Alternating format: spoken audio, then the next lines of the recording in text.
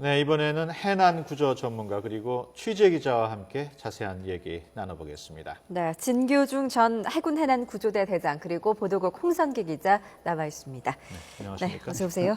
네, 먼저 홍 기자, 지금 그 수중 탐색 영상이 공개돼가지고 앞서 리포트로도 나갔습니다만은 현재 상황 어떤 상황입니까? 네, 이 앞서 화면에서도 보셨지만 이 해경 잠수 요원이 찍은 세월호 침몰 해역의 수중 화면이 공개가 됐는데요. 이 화면을 보시면 아시겠지만 상당히 물속이 어둡고 탁한 상황입니다. 네. 이 사고 해역의 물살이 빨라서 그런지 물속 부유물이 많아서 시야가 상당히 흐린데요. 지금 보시다시피 물속에서 랜턴을 켠 상태긴 하지만은 이 랜턴 빛의 방향만 보일 뿐 물속에 무엇이 있는지 가늠하기도 상당히 어려운 지경입니다.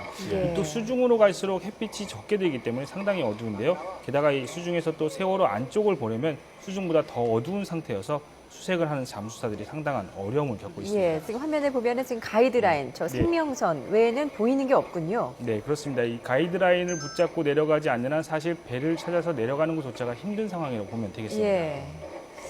참. 현장 상황이 그만큼 좋지 않다는 얘기겠죠? 네, 그렇습니다. 보시다시피 물속이 탁하기 때문에 내려가는 것도 어렵고 또 앞서 말씀드린 대로 이 해역이 우리나라에서 물살이 두 번째로 빠른 그런 곳이기 때문에 예. 잠수사들 말로는 이 차고 내려간 수경은 물론 산소 호흡기까지도 이 물살에 쓸려서 벗겨질 정도로 조류가 상당히 세다고 합니다. 예. 이 물살이 그렇게 빠른 데다가 시야까지 어두워서 수색 작업은 그야말로 설상가상입니다. 이 예. 잠수사들은 앞서 보이는 이런 더듬다시피 가이드라인을 붙잡고 내려가서 일일이 손으로 더듬어서 선체를 수색하고 있는 그런 상황입니다. 예.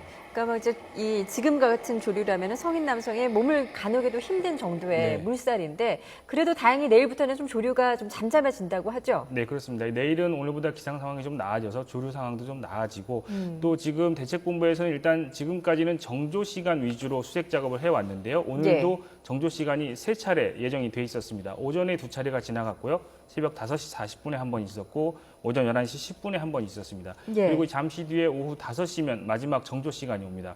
그런데 대책본부는 오늘 오전 브리핑에서 오늘 수색 작업은 이 정조 시간에 얽매이지 않고 수시로 수색 작업을 하겠다고 이렇게 밝혔는데요.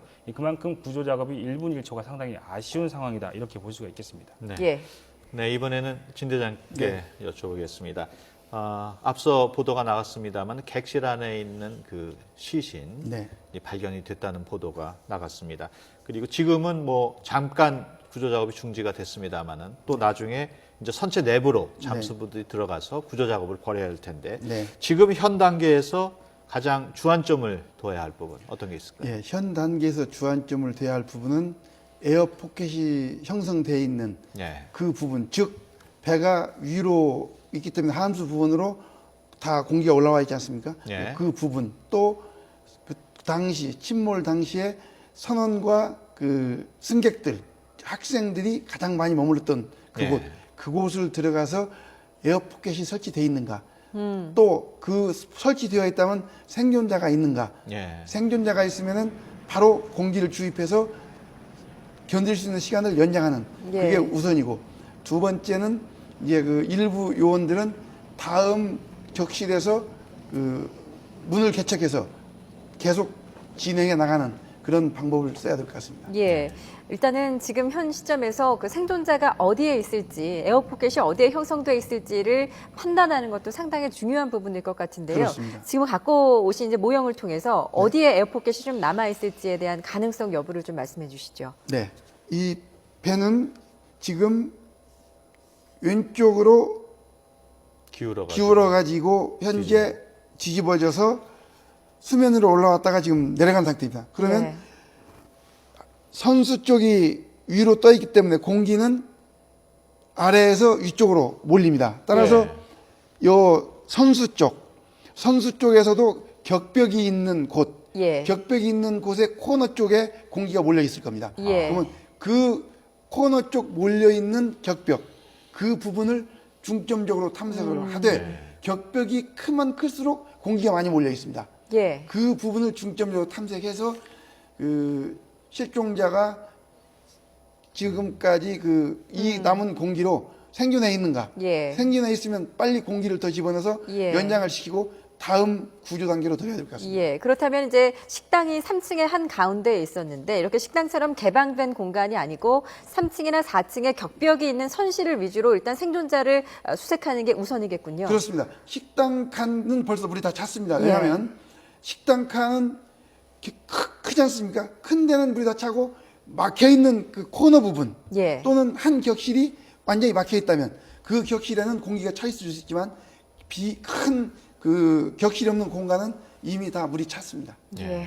앞서 설명하신 내용을 보면은 지금 배가 뒤집혀 있고 그 에어포켓은 그 선수 그러면은 그 제대로 놓고 봤을 때는 밑바닥 부분이란 말이에요. 그렇습니다. 그쪽에 만약에 생존자가 있을 가능성은 있고 네. 선실에 있는 분들이 혹시 밑으로 내려갔다면 또 생존할 가능성이 좀 그렇습니다. 있겠네요. 그냥 그 당시에 자켓을 다 입고 있었기 때문에 물이 들어오면서 떠서 예. 한쪽으로 떠서 밀려갔을 확률이 있습니다. 예. 그러면 거기에 공기가 있었다면 생존할 확률이 있기 때문에 예. 그쪽을 중점적으로 탐색해야 될 것 같습니다. 예, 그렇군요.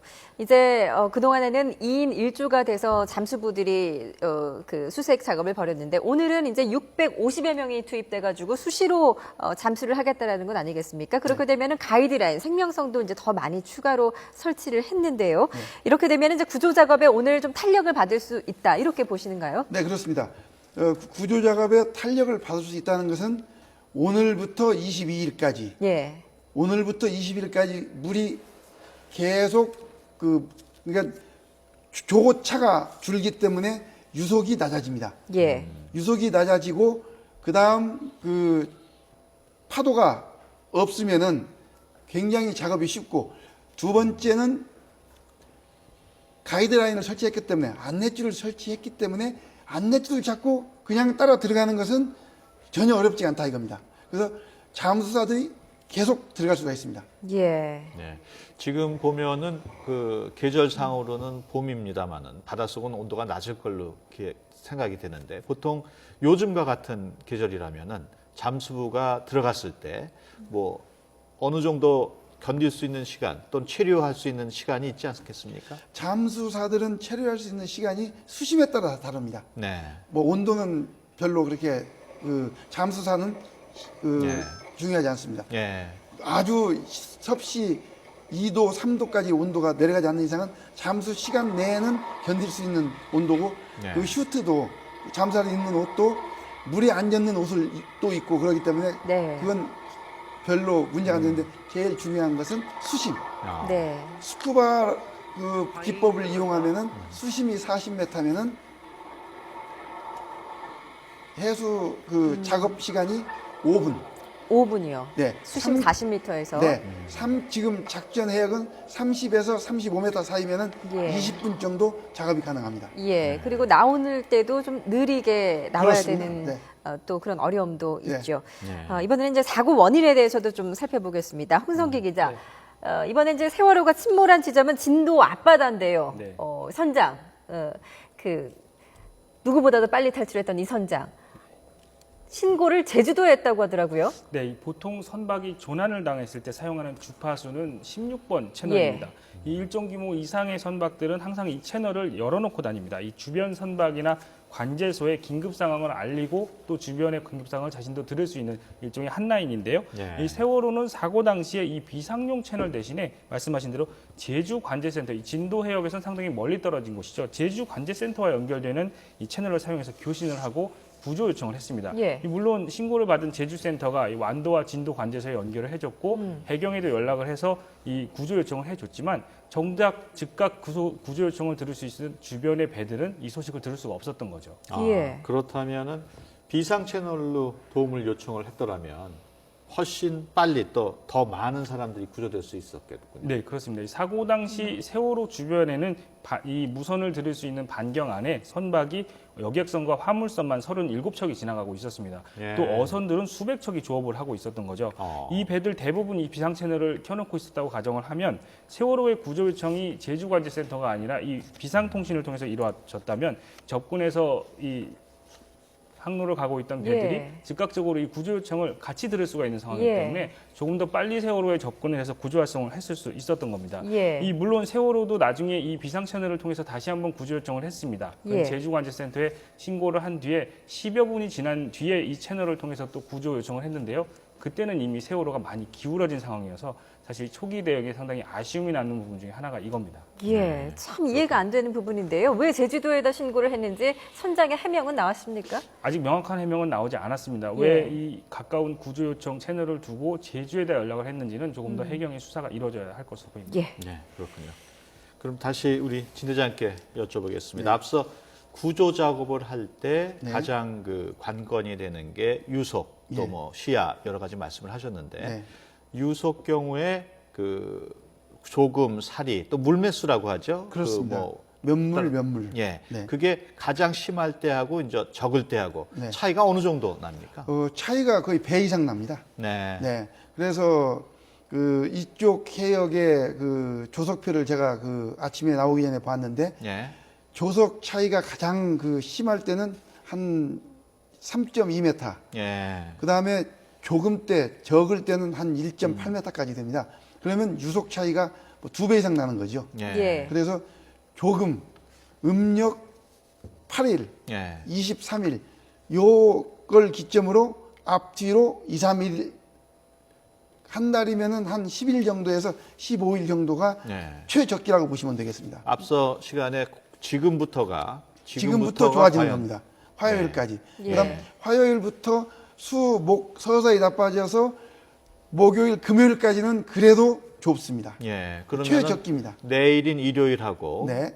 다음 주 월요일, 화요일 예. 요 3일이 낮아지고 낮아지고 유속이 제일 낮을 때군요. 낮고 그다음에 수, 목, 금은 그래도 조금씩 올라가지만 예. 그래도 좋습니다. 예. 네. 결과적으로 다음 주 한 주가 고비가 되겠고. 고비가 됩니다. 예. 그래서 이 고비 때 바짝 속도를 내지 못하면 예. 다시 한 달을 한 달이 기다려야 걸립니다. 예.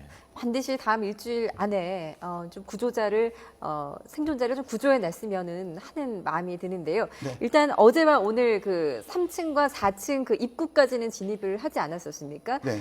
이 정도 그 현재대로라면 이제 앞으로의 작업은 어떻게 이루어질 거라고 예상을 하면 될까요? 3층, 4층 입구까지 진행이 됐다는 것은 3, 4층은 이제 쉽게 말씀드리면 다람쥐처럼 왔다 갔다 할 수 있는 겁니다. 예. 뭐 그건 수시로 아무나 그 이후 개척할 수 있는 배따랑 아주 최고의 기술을 가진 잠수사들이 빨리 통로를 개척해서 예. 작업할 수 있는 요원들이 수시로 들락거릴 수 있도록 만드는 게 급선무입니다. 예, 일단 이제 거기까지 갔다는 거는 이제 거기까지 간 가이드라인이 설치가 됐고 네. 거기까지는 언제든 수시로 들어갈 수 있다라는 말씀이신 조금 거죠? 유속이 있어도 언제든지 들어갈 수가 있다는 얘기입니다. 예. 네. 그러면 가이드라인이 설치가 되면은 그 가이드라인을 통해서 들어가는 잠수부들이 있을 텐데 네. 그 인원 제한이라든가 이런 게 이렇게 팀별로 있습니까? 어떻게 인원 제한을 그러니까 그 가이드라인을 설치가 되지 않습니까? 되면은 이제 가지가 또 뻗어나갑니다. 예. 격실마다. 그러면 잠수한테 지시할 때 몇 번째 격실로 너는 들어가 오른쪽. 예. 너는 몇 번째 격실로 들어가. 이게 하면 분리해서 들어갈 수가 있습니다. 예. 그런데 가이드라인 설치가 안 되면 이제 그 길을 못 찾으니까 예. 예. 설치를 해놓으면 작업하고 그 줄 타고 나오면 되니까 위험이 없는 거죠. 그러면 예. 가이드라인을 타고 가다가 맷선실로 들어갈 때 네. 그때는 가이드라인에서 일단 벗어나는 거네요. 또 자기가 거기서 연결을 하고 들어갑니다. 아, 예. 말하자면 지선이라고 볼 수 있어요. 그렇게 보시면 됩니다. 예, 그러니까 네. 이제 개척을 하면서 네. 계속 갈 수 있는 부분을 늘려간다라고 보면은 되겠군요. 그렇습니다. 네. 예, 알겠습니다. 이번에는 좀 사고 원인도 한번 짚어보도록 하겠습니다. 지금까지 이제 밝혀진 것에 의하면 검경합동수사본부가 세월호 외부 충격은 없었던 것으로 일단 결론을 내린 것 같고요. 급선회, 그러니까 변침, 갑자기 선로를 튼 것을 원인이라고 좀 보고 있습니다. 이에 대해서는 좀 어느 정도 설득력이 있다고 보십니까? 우선 제가 보는 것은 그 배를 건조할 때 갑자기 틀었다고 해서 배가 전복된다. 예. 그것은 뭐 종이배도 아니고 예. 저는 그건 납득을 못 하겠는데 그렇다면 몇 가지 원인이 있을 겁니다. 과적을 한 건지, 예, 과적을 했냐, 아니면 개조를 하면서 이 배가 있지 않습니까? 예, 이 배는 무게중심이 밑에 있을수록 넘어졌다가 다시 원상복귀를 하는 이걸 복원력이라고 합니다. 복원력이 바로 오는데 무게중심이 위로 가면 갈수록 이 배는 위험하다고. 위험합니다. 예. 이게 예를 들어서 무게중심이 밑에 있을 때는 60도까지 넘어져도 바로 복원이 되는데 예. 무게중심이 위로 올라오면은 40도까지 넘어졌을 때 복원하지 못하고 넘어지는 겁니다. 그래서 예. 배를 개조할 때 무게중심이 변하지 않았느냐. 그다음 무게중심도 변하고 과적되고 또 화물을 제대로 묶어놓지 않아가지고 배가 회전하면서 떨어지지 않았느냐. 예. 마지막으로는 이 타수가 본인이 생각한 것보다 빨리 돌았다고 그랬지 않습니까? 예. 고장이 아닌가. 그걸 예, 핸들 고장, 선체 결함. 선체 결함, 항해 중에 예. 그런 경우는 있습니다. 핸들, 그러니까 타기 고장이라고 합니다. 이걸 타기가 고장 나서 한쪽으로 풀로, 그러니까 전타가 먹어서 예. 원상복귀가 안 되면 그 상태에서 배가 돌아버립니다. 예. 이제 오늘 그 조타수, 3등 항해사가 운전대, 말하자면 선체의 운전대를 잡았는데, 평소처럼 돌렸는데, 회전이 빨랐다. 빨리 됐고, 네. 더 많이 돌아갔다라고 네. 진술을 했습니다. 그러니까 그걸로 봐서는 타기가 정상적으로 작동하지 않았다. 그런 경우는 저도 해군에서 배 함장도 해봤는데 수시로 일어납니다. 그래서 그런 경우는 어떤 때 일어나냐면 전원이 갑자기 꺼진다든지 또는 이 타기가 갑자기 유압이 떨어진다든지 예. 뭐 이럴 경우에 갑자기 고장이 납니다. 예. 이제 지금 여러 가지 말씀을 짚어주셨는데 또 화물이 예상보다 더 많이 적재됐을 네. 때 복원력을 잃을 수 그렇습니다. 있다라고도 네. 짚어주셨습니다. 하지만 청해진 해운 측 네. 화물량이 적재 한도를 넘지 않았다고 밝혔는데요. 네, 이와 관련해서 이 세월호에 실린 화물차 상당수가 짐을 싣는 화물칸을 개조해서 용량을 늘렸다는 주장이 제기됐습니다. 네, 예, 크게 늘어난 화물량이 세월호가 중심을 잃고 침몰하는데 영향을 미쳤을 것으로 보입니다. 네, 먼저 김현우 예. 기자의 단독 보도 보시고 말씀 나누도록 하겠습니다. 세월호에 실린 화물의 무게는 모두 3,600톤, 승객을 제외한 차량 180대와 화물, 컨테이너 박스 등을 모두 포함한 무게입니다. 청해진 해운은 과적이 아니라는 입장입니다. 과적이 안 됐다고 보고가 됐습니다. 용적 톤수로 3,600톤이 실렸습니다. 규정은 3,960톤이 풀 캐파입니다. 하지만 해운사 측의 주장과 달리 화물의 무게가 기준을 초과했을 가능성이 제기됐습니다. 4.5톤 트럭을 개조해 차량과 화물의 무게가 늘어났다는 겁니다. 4.5톤을 출고를 해갖고 실질상으로 7.5톤 축을 달고요. 뒷축을 달고 하고 개조를 하고 배 승선할 때는 애들이 4.5톤을 계산하잖아요. 그 톤수가 잘못됐다는 거죠. 세월호에 실린 4.5톤 트럭의 대부분은 7, 8톤으로 개조된 상태. 개조를 통해 늘어난 차량 무게와 화물량 등을 모두 합치면 17에서 18톤에 육박합니다. 평소 세월호에 이런 트럭이 40~50대가 실린다는 점을 감안하면 무게만 700에서 900톤에 이릅니다. 사정이 이런데도 청해진 해운 측은 화물차의 중량 검사를 하지 않았습니다. 중량 검사를 하는 거 없어요. 중량 검사 차량이 장축이냐 단축이냐 이걸 따졌을 때 선적 요금이 틀려지죠. 결국 화물 용량이 늘어난 데다 제대로 검사도 이루어지지 않은 상태에서 실린 화물차가 급회전한 세월호의 중심을 무너뜨렸을 가능성이 제기되고 있습니다. YTN 김현우입니다. 네, 리포트 보였습니다. 진 대장께 질문을 끝으로 하나 더 드리겠습니다. 네. 그동안 대형 사고 현장을 네. 쭉 다니셨습니다. 그렇습니다. 보면은 예. 천안함 때도 그렇고 예. 서해 페리오도 예. 그렇고 그런 사고 현장을 보시고 그 수습하는 과정에서 느꼈을 점이 많았을 텐데 네. 이런 사고와 관련해서 제일 아쉽게 생각하고 이것만 우리가 빨리 고쳐야 되겠다 하는 점이 있으시면 말씀을 해주시죠. 네. 첫 번째는 꼭 어떤 사고가 나면은 뒷북을 치는데 예. 요때만 냄비에 물 끓듯이 부글부글 끓고 이후에 사후 조치가 안 됩니다. 네. 예. 즉, 그 위도 사건 때, 그게 93년도입니다. 예. 93년도에도 지휘 체계가 일어나되지 않아가지고 예. 엄청난 혼선을 입었는데 네. 이번에도 똑같은. 네. 그러니까 일회성으로 끝나지 말고 사고가 나면 그걸 교훈을 해서 예. 제도화해서 예. 다음번에는 이런 일이 일어나지 않도록 예. 꼭 제도화했으면 바람입니다. 알겠습니다. 예, 정말 좋은 말씀입니다. 지금까지 진교준 전 해군 해남구조대 대장 그리고 보도국 홍선기 기자와 함께 얘기 나눴습니다. 두 분 오늘 말씀 고맙습니다.